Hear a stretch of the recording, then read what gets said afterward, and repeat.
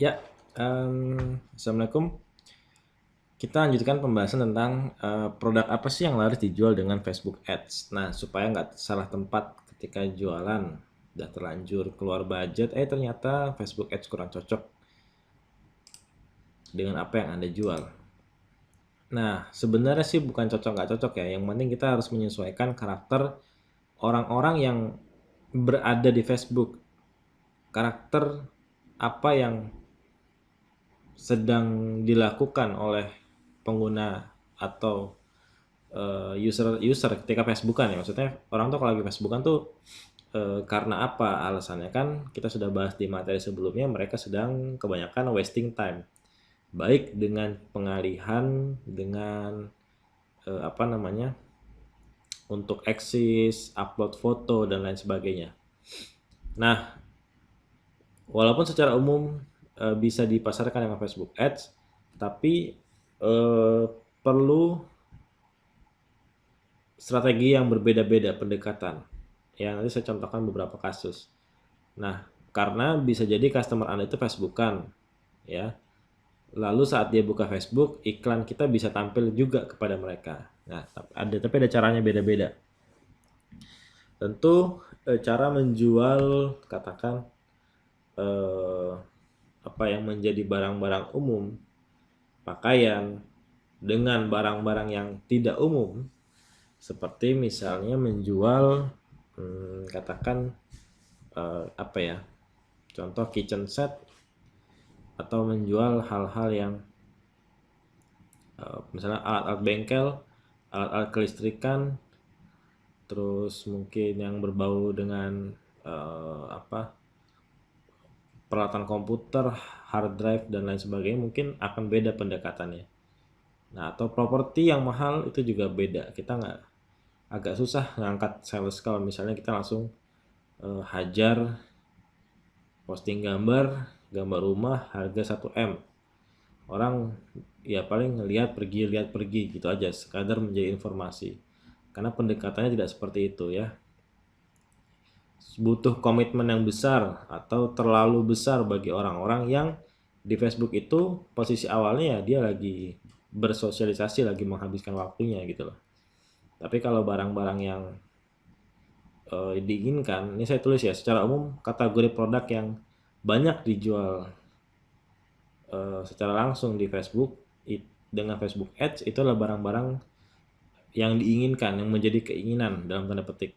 Itu tipikal barang-barang sekunder, tersier ya, seperti baju, casing HP, perhiasan, alat dapur, ada jamu, mainan anak, suplemen, eh, produk diet dan lain sebagainya ya.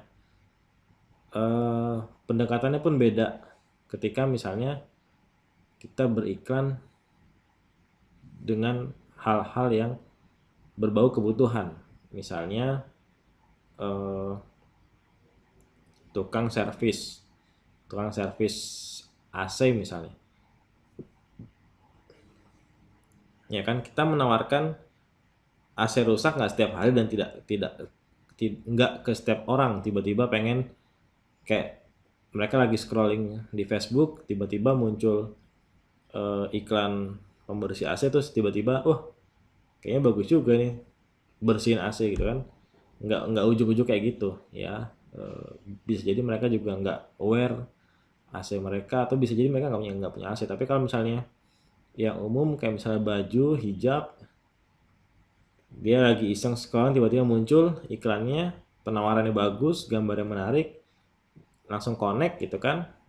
Gambar fotonya menarik, lalu mereka nyambung dengan komitmen yang tidak terlalu besar, misalnya harga produk 200 sampai 300 ribu, ada diskon, free ongkir dan lain sebagainya, sehingga mereka dengan mudah mengambil action.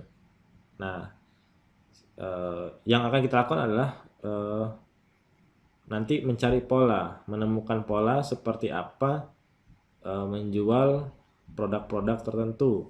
Ya, jadi menyesuaikan karakter pengguna di Facebook itu, mereka sedang bersosial media, sedang membuang waktu, sedang wasting time, nggak kepikiran tiba-tiba muncul di beranda mereka rumah harga 1 M, lalu bagus nih beli ah, itu butuh effort yang besar ya, butuh apa ya, secara emosional tuh itu komitmen yang terlalu besar untuk dicapai. Tapi ini saya kasih gambaran ya, misalnya Anda menjual produk mahal ya, atau seperti cara saya misalnya menjual produk digital itu kan cukup cukup mahal, dan bukan hanya mahal ya, tapi segmennya terbatas ya. Maka saya nggak langsung jualnya, nggak direct selling, nggak langsung gitu, tapi ada proses pendekatan ya, supaya orang itu mengambil komitmen yang lebih kecil. Nah, caranya misalnya saya edukasi mereka tentang pentingnya, misalnya jual produk mahal ya, saya angkat masalah dulu nih.